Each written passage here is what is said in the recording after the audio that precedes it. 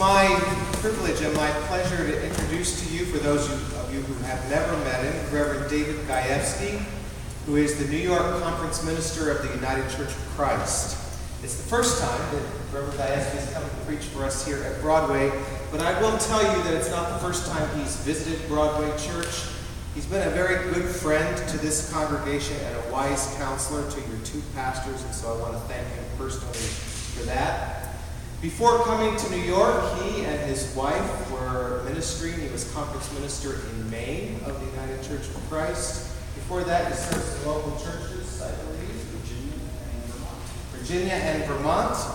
Reverend Gajewski is a graduate of the Andover Newton Theological School, and I'm very pleased to ask you all to welcome him to the Broadway pulpit.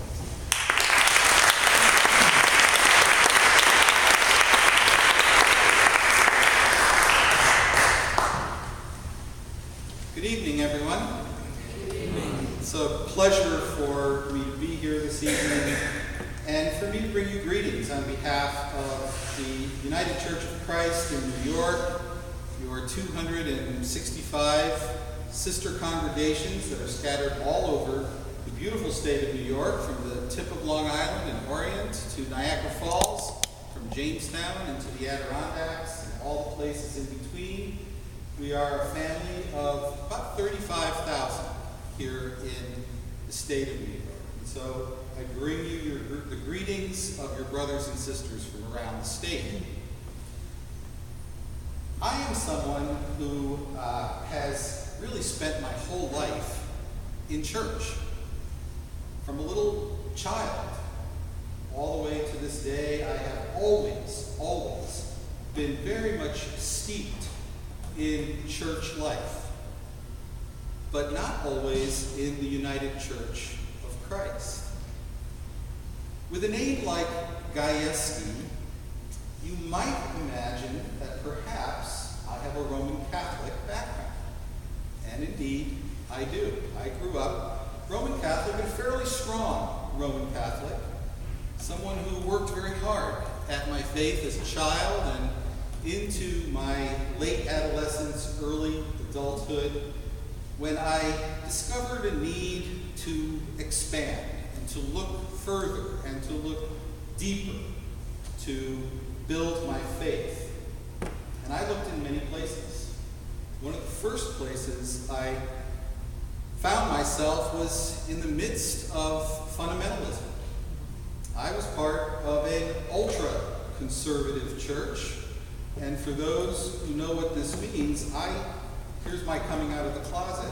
I actually studied at Moody Bible Institute for one semester, which is pretty much the epicenter of conservative thinking.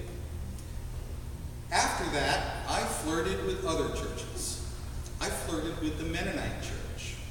And for a while, I thought that I might become part of that historic Peace Church, but again, the name Gajewski didn't quite fit in well with the Brubakers and the Millers. So I kept looking. And it was about 30 years ago that I made a commitment, something like a marriage covenant vow, with this denomination, with the United Church of Christ. And so for the past 30 years of my life, I have been traveling in many different parts of the UCC and experiencing the rich diversity that is this denomination in all kinds of churches. Very big churches, tiny rural churches where there are more cows in the town than there are people. I served one of those churches in Vermont. Churches that are very affluent, churches that are extremely poor, churches that are happy, churches that are hurting, churches that are faithful, and, oh, is there something other than a church that, now I'm getting in trouble, right?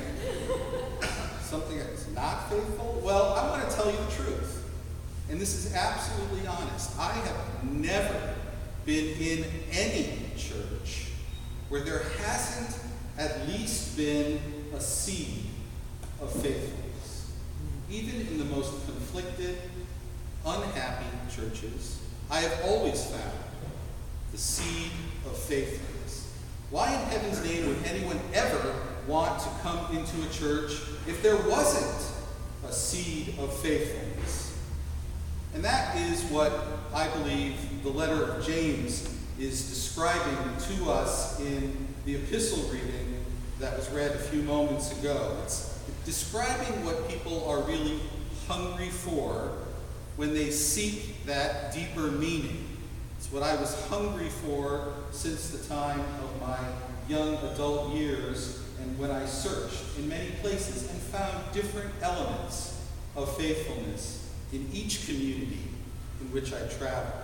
James puts it this way. He says that what people are really deeply yearning for spiritually is that which is pure, peaceable, gentle, open to reason, full of mercy and good fruits. That is what James calls the wisdom from above. Isn't that what we all want? Isn't that what all of us yearn for? That which is pure, transparent, not hiding even the ugly things, full of peace, a peace that is deep, a peace that is so deep that it means more than the absence of conflict, but a peace that is so real that even when there is disagreement, love still prevails. A peace that is always open to reason, never closed to any idea, no matter how bad that idea may be. A place that is open to every opinion, no matter how different that opinion may be of yours. A place that is full of mercy. And I love this one especially. Full of mercy. Which I believe says, I may not like you, but I love you. I may not like what I see, but I will always love who you are, because you are made in a divine image. And I love that about you. A place that loves to forgive, and a place that allows me to learn how to accept forgiveness. All of these things are what make what James calls that perfect garden or that orchard that is bearing good fruit. Fruit that is so sweet to the taste that others seek it because they are hungry. Isn't that what church is about? But that doesn't always describe the church. That's not always what we see. Sometimes it's the wisdom that is not from above that hangs around. What James calls that earthly wisdom. Several weeks ago, I was driving on the Van Wyck Expressway, and I experienced all kinds of earthly wisdom. Many different hand gestures which showed a lot of earthly wisdom were happening. And I was just thinking, I hope all these people are on their way to church, because they need it.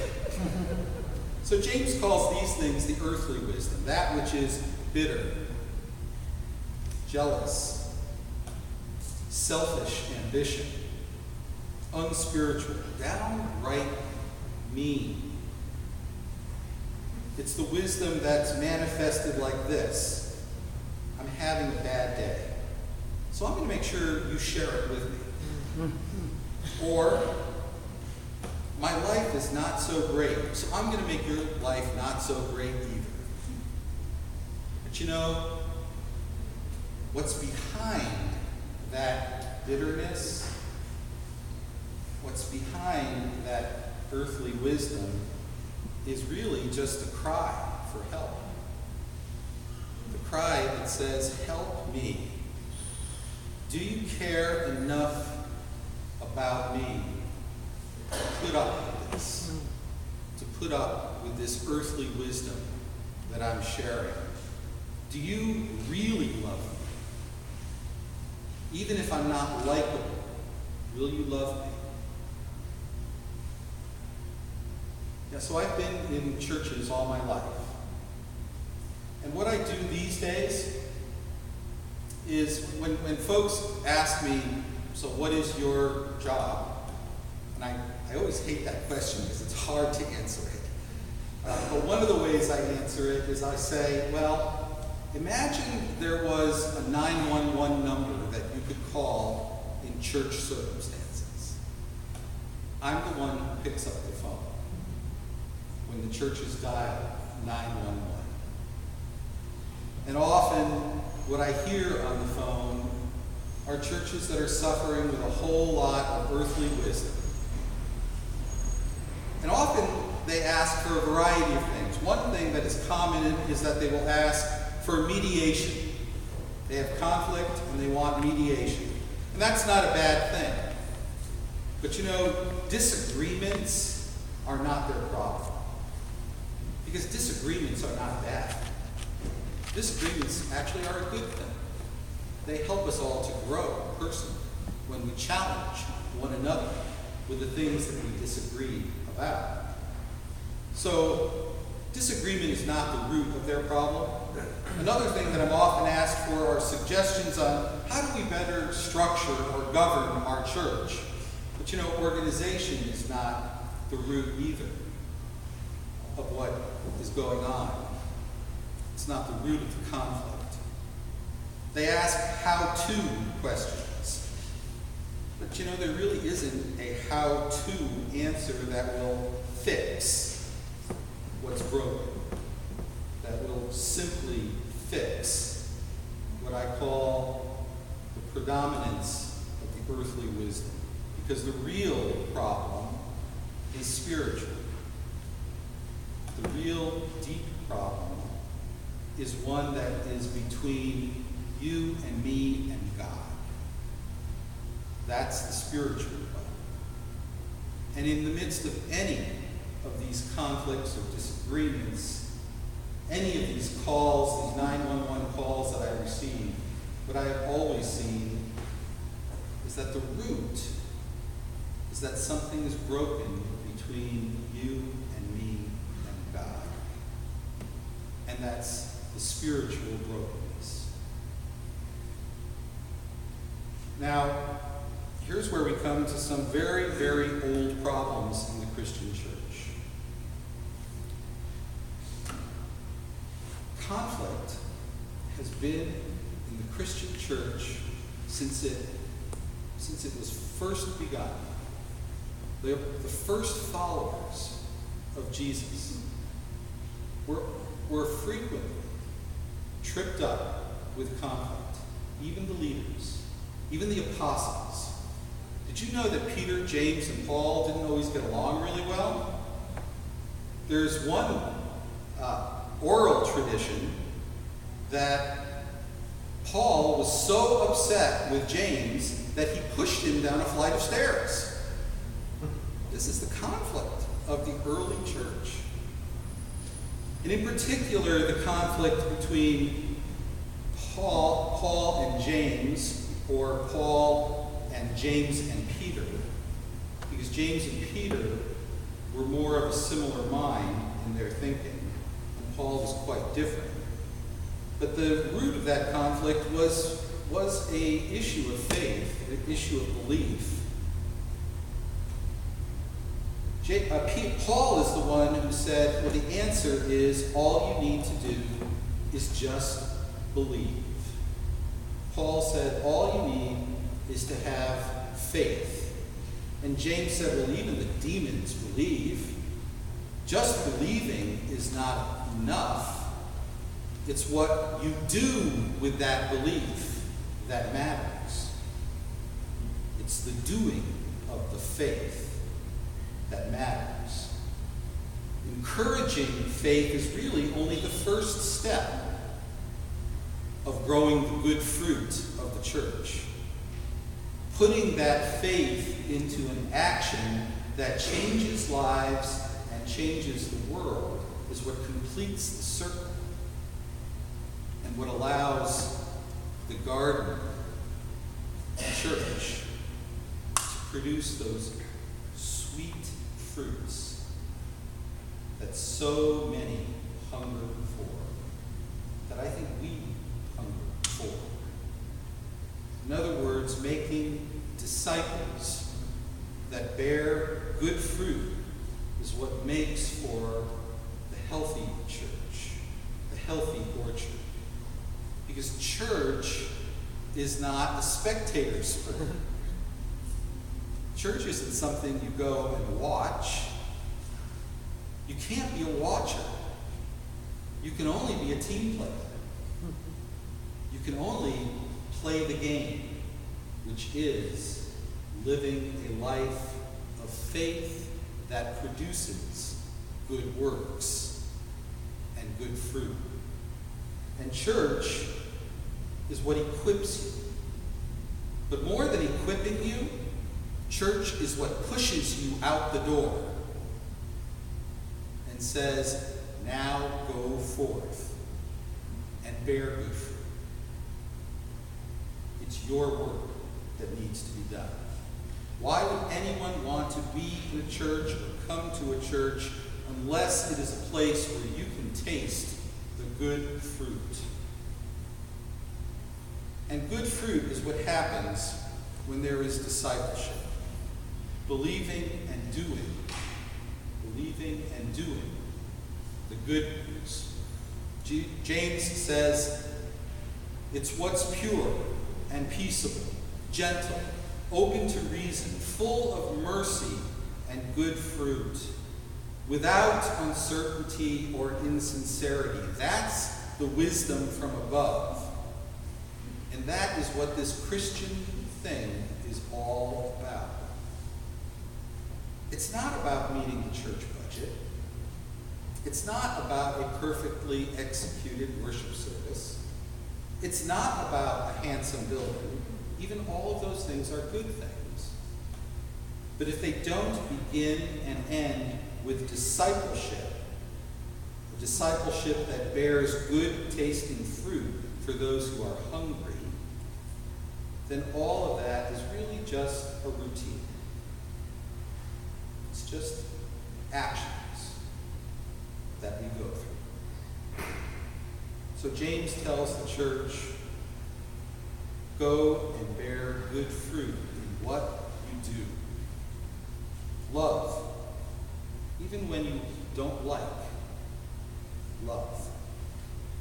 Feed the hungry, both physically and spiritually. And don't just give to the poor, but dig up those roots that allow poverty to pass on from one generation to another generation. And embrace everyone, even those who are exhibiting every form of earthly wisdom, even when they may want you to push them away. Embrace. Embrace. The prophet Micah put it just right. He said, you already know what is good. And you know what the Lord requires of you. It's easy. Do justice. Love kindness. Walk humbly and gently upon this good earth. And then, you will be so steeped in discipleship that nothing else will matter. And the fruit of such a place will taste so good that all of those who are hungry and looking will come and ask you, will you share that with me? And you will.